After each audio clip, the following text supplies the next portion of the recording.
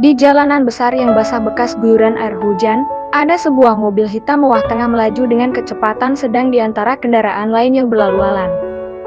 Dari dalam mobil tersebut, terlihat seorang pria tampan dengan setelan jas berwarna abu tua dan berdasi hitam masih terlihat rapi di tubuhnya. Dia terduduk di kursi belakang dengan punggung menyindir pada badan kursi, dan pandangannya tampak menatap ke arah jendela, memperhatikan aktivitas di luar sana. Dan ada seorang pria lain di kursi kemudi, tampak fokus mengendalikan setir kemudi, untuk memberikan kenyamanan dalam perjalanan pada bosnya. Lisa, gumam pelan Kenneth yang hanya terdengar oleh telinganya sendiri. Tanpa sadar ada sebersit senyuman kecil di bibir tipis Kenneth, saat tergambar jelas dalam pikirannya wajah cantik Lisa yang tengah tersenyum ceria. Sedang apa dia sekarang? Malam ini aku pulang larut malam lagi. Apa dia sudah tidur, atau sedang sibuk menulis naskah? Batin Kenneth membayangkan gadis cantik dalam ingatannya, yang sedang berkutat fokus di depan komputer. Padahal baru kemarin aku melihat wajahnya sebentar, tapi aku sudah merindukannya. Gumam dia pelan lagi, diakhiri senyuman tipis, saat pandangan matanya melihat ke arah jalanan familiar yang dilewati oleh mobilnya. Franz. Akhirnya Kenneth bersuara memecah keheningan. Iya tuan muda, jawab sigap sekretarisnya itu. Berhenti sebentar di toko Louis. Kata Kenneth teringat kalau Lisa sangat menyukai permen jeli rasa strawberry yang dibuat dari toko tersebut, dan berniat membelikannya. Baik tuan muda. Andai waktu itu aku jadi membeli toko Louis, mungkinkah aku tidak akan dimaafkan olehnya? Teringat lagi kenangan masa lalu, saat pertama kali Kenneth memberikan permen jeli rasa stroberi yang dibelinya dari toko Louis ke Lisa, yang saat itu Lisa masih remaja anak sekolahan. Gadis cantik itu terlihat begitu kegirangan dan tersenyum lebar karena begitu antusias senang, dan senyuman itu masih saja terpatri jelas di ingatan Kenneth sampai sekarang. Karena ingin terus membuat adiknya terus tersenyum senang begitu, Kenneth sempat berpikir untuk membelikan toko Louis untuk dihadiahkan pada Lisa. Namun nyatanya itu malah ditentang oleh Lisa dan berakhir menjadi pertengkaran adik kakak. Feb, jika teringat lagi dengan wajah marahnya, membuatku semakin ingin menggodanya, sungguh menggemaskan sekali. Gumam Kenneth membayangkan raut muka merah dan cemberut Lisa yang sedang marah dan mengomel. Dia bahkan pandai sekali mengomeliku, sampai dikatai pemborosan, padahal itu hanya toko kecil dan tak seberapa. Apanya yang pemborosan, sungguh manis dan lembut sekali hatinya. Tuan muda, kita sudah sampai di depan toko Louis, ucap sekretaris Franz setelah memarkirkan mobil di pelataran toko berlantai 2 itu. Perhatian Kenneth teralihkan, dan dia melihat keluar jendela, pada bangunan berlantai 2 yang terlihat sederhana namun masih terbilang bagus. Untuk disebut toko yang menjual berbagai camilan dan dessert. Tuan muda mohon tunggu sebentar, saya yang akan keluar untuk membeli permen itu ke toko, kata sekretaris Franz sembari melepaskan seatbelt di tubuh. Tidak, biar aku sendiri yang membeli. Kenneth melepaskan sabuk pengaman dan bergerak keluar mobil. Tuan muda, walau bingung, sekretaris Franz ikut keluar mobil, dan menyusul majikannya yang sudah berjalan menuju toko tersebut. Sementara di sisi lain, di restoran, kedua keluarga itu baru saja selesai menikmati makan malam, dengan membuahkan hasil dari keputusan yang disetujui oleh kedua belah pihak. Saat ini mereka tampak sedang berjalan di koridor, bersiap untuk pulang ke rumah masing-masing dengan kendaraan masing-masing pula. Lisa, panggil Nicole mendekati gadis cantik bergaun putih itu. Langkah kaki Lisa pun terhenti dan menoleh. Iya kan Nick? Tante, Om, bolehkah saya pinjam Lisa sebentar? Ada yang ingin saya bicarakan berdua dengannya. Di sini Nicole pada kedua orang tua gadis itu. Yang diangguki oleh Ibu Clarissa tapi tidak dengan Pak Hugo yang malah menatapnya tajam bagai mata harimau. Kalau mau bicara Duk, senggolan lengan Ibu Clarissa menghentikan ucapan Pak Hugo. Boleh silahkan, tapi jangan terlalu lama. Lisa juga harus istirahat karena malam sudah cukup larut. Baik Tante, saya hanya akan sebentar. Ayo Pak, sayang, kami tunggu di mobil ya. Pamit Ibu Clarissa sambil menarik suaminya pergi meninggalkan kedua anak muda itu. Sepergian mereka yang hanya menyisakan Lisa dan Nicole di koridor. Liza menatap bingung pada laki jangkung di hadapannya. Kakak mau bicara apa sama aku? Hanya alasan, untuk melihatmu sedikit lebih lama. Nicolo memberikan senyuman seraya mengeluarkan sesuatu dari saku jasnya. Jadi tidak ada yang mau dibicarakan dengan kutah, yaudah aku kembali sekarang. Sebab Liza merasa dibohongi dan hendak berbalik pergi. Namun, secepatnya Nicolo meraih pergelangan tangan gadis itu untuk menghentikan pergerakannya. Tunggu sebentar, jangan marah Liza, aku tidak sepenuhnya berbohong. Liza kembali berbalik menghadap dan menatap, lalu Nicolo tersenyum mengusap pelan pipi gembil kemerahan gadis cantik di hadapannya, kemudian dia menyematkan sesuatu di poni rambut Liza.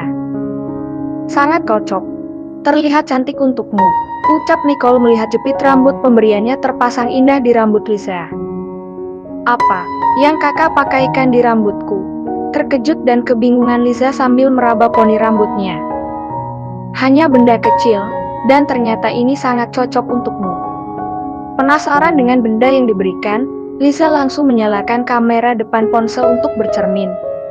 Terlihat ada sebuah jepit rambut berwarna perak dengan ukiran bunga azalea di atasnya tampak indah dan berkilau. Imut banget jepitnya. Celetuk Liza berbinar senang atas pemberian tersebut. Kamu suka? Tanya Nicolo merasa senang akan reaksi dari gadis cantik tersebut. Suka, terima kasih Kanik, ini jepit yang indah dan imut. Merasa gemas akan raut muka gadis itu, tangan Nicolo terulur menyentuh puncuk rambut Liza dan menepuknya. Jika tahu kamu akan sesuka ini, akan kubelikan sebanyak yang kamu inginkan. Tidak, sepertinya dengan menghadiahkan tokonya untukmu itu lebih bagus, dan kau bisa bebas memakai barang-barang yang kau sukai sepuasnya. Nggak perlu, ini saja udah cukup kok. Sifat borosnya masih sama kayak kaken dia, batin Liza. Jadi kamu tidak menyukainya ya? Tanya Nicolo dengan tatapan sedih.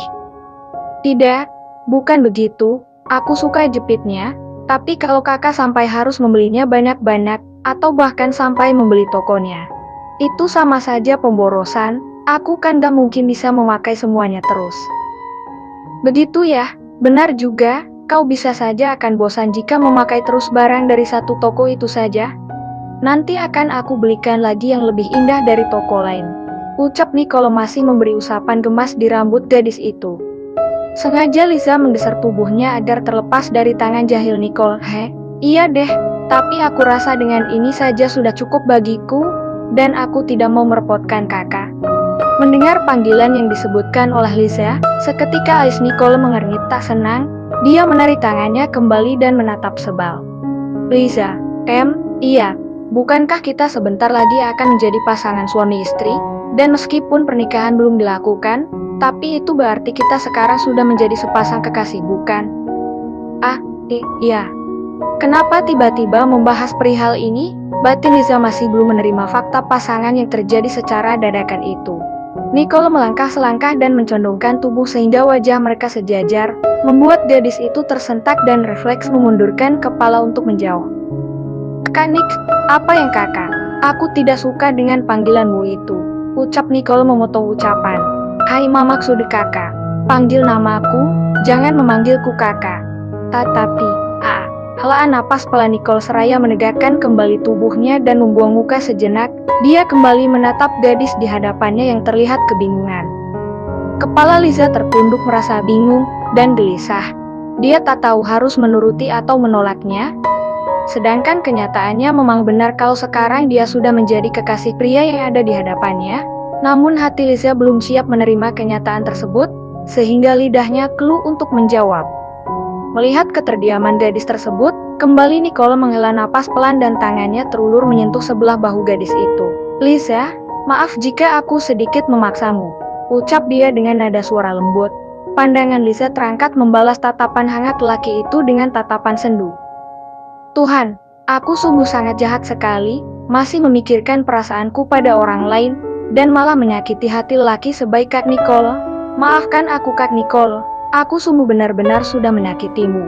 Batin Liza merasa bersalah akan perasaannya. Maaf kalau permintaanku yang terlalu tiba-tiba, aku tidak berpikir kalau kamu akan Nini Ka, sepertinya aku lebih terbiasa dengan panggilan dulu. Maafkan aku, Kak. Aku masih belum terbiasa, ucap Lisa dengan kepala tertunduk merasa bersalah. Senyuman terurai di bibir tipis Nicole dan mengusap pelan puncuk rambut Lisa. Baiklah, tidak perlu memaksakan. Suatu hari nanti kamu akan bisa memanggilku dengan panggilan lain yang lebih istimewa. Untuk sekarang, aku akan menerimanya dan menunggunya.